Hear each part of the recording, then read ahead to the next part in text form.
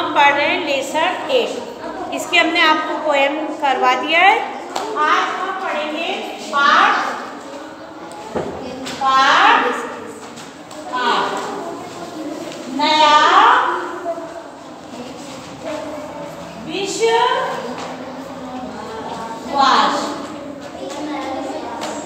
ठीक है,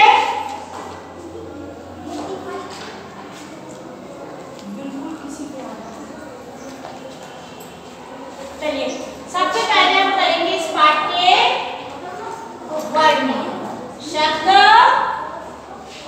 और अर्थ। क्लास पूर्वी सब्जेक्ट है आपका हिंदी। चलिए सबसे पहले वर्ड मीनिंग में नया विश्वास। शक्ति, शक्ति मीन्स ताकत। सेकंड देखिए अनंत। अनंत मतलब जिसकी सीमा अनंत, जिसकी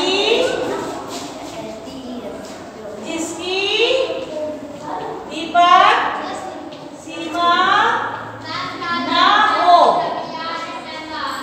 अनंत जिसकी सीमा न हो। तिरंगा, तिरंगा जो हमारा राष्ट्र ध्वज है। तिरंगा मतलब राष्ट्र ध्वज जिसके कितने रंग है? 3 रंग है। परतंत्र, परतंत्र मतलब गुलामी। सेकेंड लिखिए स्वर। स्वर मतलब आवाज। सत्य, सत्य मीन्स सत्य, सच्चाई।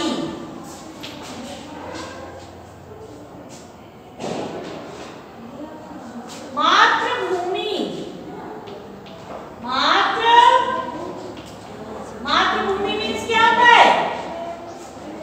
जन्मभूमि। यस, जन्मभूमि। आप नोट करिए जन्मभूमि। अगला मीनिंग है अहिंसा। अहिंसा मतलब बिना हिंसा के, जिसमें हिंसा आप बोल करके अपनी बात को मनवाना। ठीक है, हम मारकर अपनी बात मनवाते हैं तो वो होती है हिंसा, और बिना बोले अपनी बात मनवाना अहिंसा, जिसमें हिंसा ना हो। हिंसा मतलब मारकाट। कुटिल नीति, कुटिल नीति, कुटिल नीति मतलब बुरी नीति। कैसी नीति? बुरी नीति। बुरी नीति। कुछ लोग क्या करते हैं? गलत काम करके अपना काम निकालते हैं, उसी को कहते हैं कुटिल नीति। सद्भाव, सद्भाव मीन्स होता है समानता का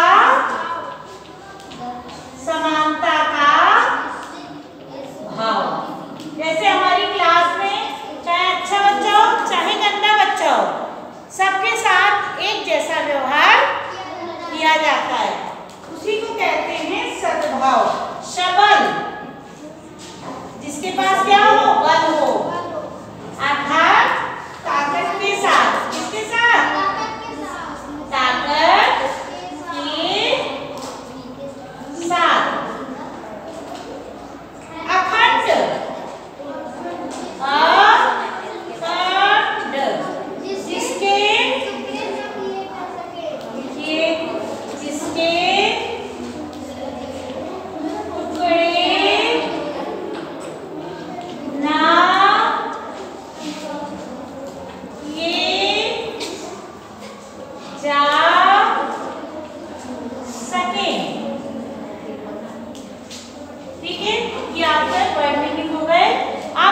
पढ़ेंगे इस लेसन की पोयम।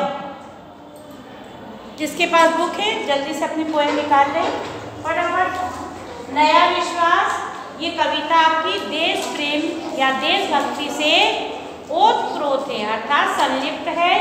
यह कविता बापू, तिलक, सुभाष और पटेल, लक्ष्मीबाई की याद दिलाती है।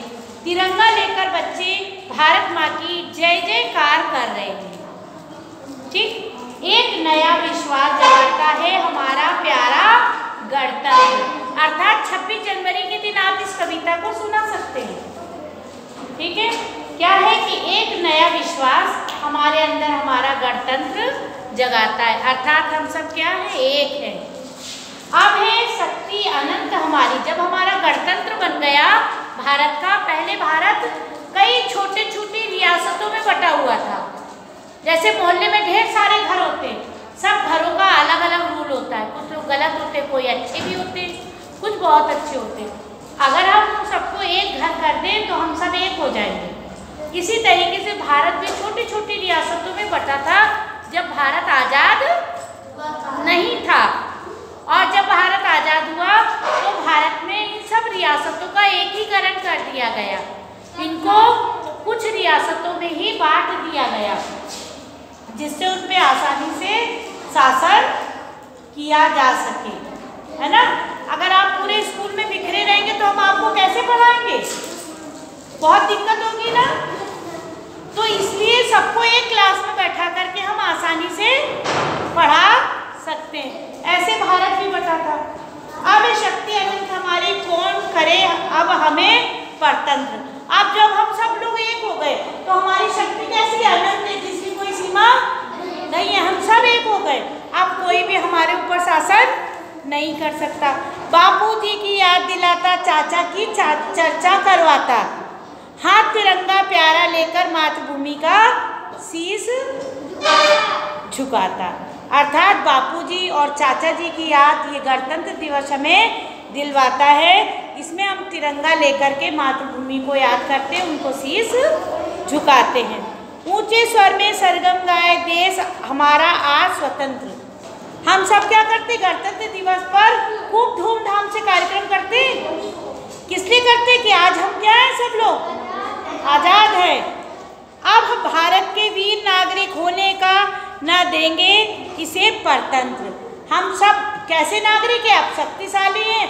हमारे देश में अब कोई अंग्रेज नहीं आ सकता क्योंकि सीमा पर जवान डटे हुए हैं। कोई बाहरी व्यक्ति हमारे देश में प्रवेश नहीं कर पाएगा। वीर सुभाष, राजगुरु, मंगल तिलक, लाजपत को प्रणाम। इन महान महापुरुषों को हम सब प्रणाम करते। जवाहर पटेल, लक्ष्मीबाई को भी हम सब करते प्रणाम। इन्हीं शहीदों ने सिखलाया हमें आज़ादी का यह मंत्र।